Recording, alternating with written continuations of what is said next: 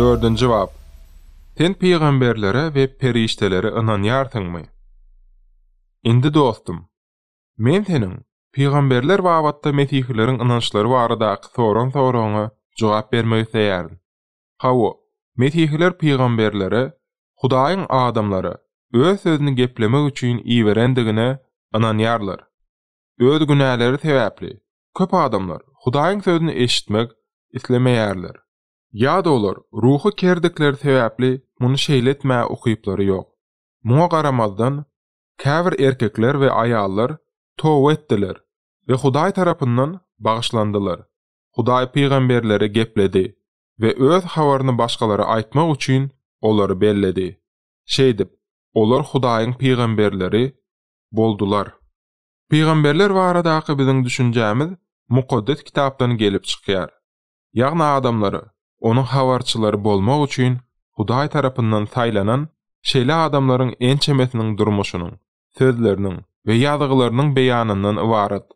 Ine bu ýerde mukaddes kitapda agdalýan käbir peygamberleriň atlary: Ibrahim, Musa, Harun, Musanyň agasy; Meryem, ýagny Musanyň uýasy; Natan, Şamuel, Dawud, Ilyas, Eliýaşa, Işaya, Yermeýa, Yunus, Yovel, Daniel we Yahya çokundurucu.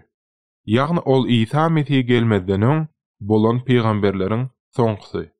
Hudaýyň dosty we imanlaryň atasy diýilip atlandyrylan Ibrahim köp halklaryň atasy bolmak üçin Hudaý tarapyndan saýlanan. Onuň garran çagynda aýaly Saradan bir ogly bolýar. Onuň adyny Ishak dakdylar. Ibrahim Hudaýyň buyruguna tabyn bolmak bilen ol Ishaky Qurban bermäge taýýardy. Ýöne Hudaý Ishaka derek gurbanlyk bermek üçin goç berdi. Soňra Hudaý Ibrahima Ishakyň neslinden dünýä gutuluş we ýalkanyş geljekdigini wada berdi. Ve bu wada İsa Mesih'te amala açdy. İsa gelenden soň Yohanna, Petrus ve Pawlus ýaly beýleki peygamberler Hudaýyň sözüni adamlara aýtdylar we olara İsa Mesih'e iman etmeliklerini öwretdiler. Muňa garamadan giň manada adamlara Hudaýyň habaryny hakyky gepläni islendik adamy peygamber diýip atlandyrsa bolýardy. Peygamberler wagtda mesihlilerin inancı başga dinlere inanýan adamlaryň inancyndan belli bir değişlilikde tapawutlanýar. Men käbir möhüm hakykatlary aýdan beýan etmek isleýärim. Birincisi, peygamberleriň sany anyk belli däl. Şeýle hem biz olardan köpsiniň atlaryny bilemdik. Ikinci, biziň tanaýan peygamberlerimiziň ählisi Hudaýyň dosty Ibrahimdan we onuň ogly Ishakdan gelip çykan. Üçüncü, peygamberler takminan 2000 ýylyň dowamında Hudaý tarapyndan iýerildiler. Dördüncü, peygamberler esasan Hudaýyň aýratyn öz halky bolmagy üçin saýlan Israil halkyna iýerildiler. Ýagny bu Hudaýyň hakykaty olar arkaly dünýäniň beýleki ähli halklaryna ma'lum bolmagy üçin edildi. Beşinci, peygamberler günäsiz däldiler. Emma günäleri bagyşlanan imanlydylar. Altıncı, peygamberler jemgyýetiň dürli sınpyndan gelip çykandylar. Olaryň käbiri baý, käbiri garyp, käbiri köp bilimli, käbiri az bilimli, käbiri garry, käbiri bolsa ýaşdylar. Yedinci, Ilyas ve Yahya çokundurucu ýaly käbir peygamberler kitap ýazmadylar. Emma Musa, Dawud, Işaya, Yohanna ve Pawlus ýaly başga peygamberler soňky neselleriň okumagy üçin Hudaýyň habaryny ýazga geçirdiler. 8. Hudaýyň sözü peygamberlere dürli ýollar arkaly geldi. Käbirleri Hudaýyň sesini eşitdiler. Käbirleri perişteler arkaly habar aldylar. Käbirleri görnüşler we düýüşler gördüler.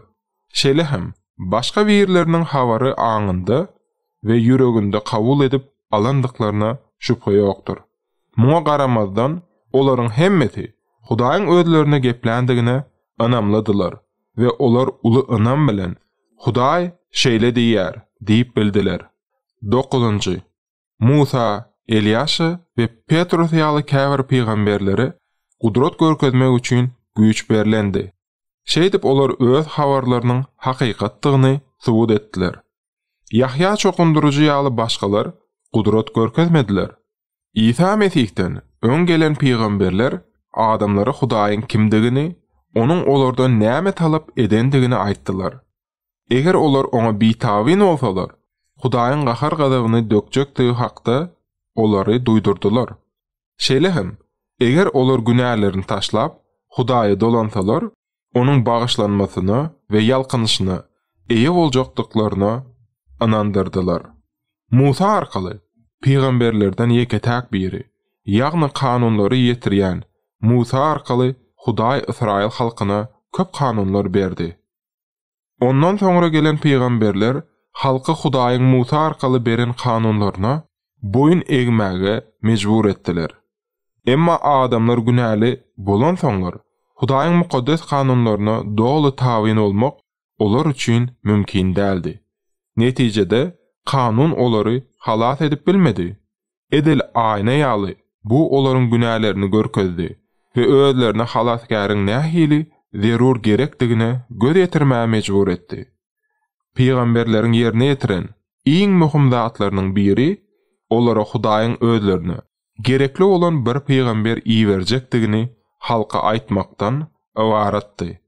Haşanda men saňa İsa Mesih hakda gurrun berenimdi.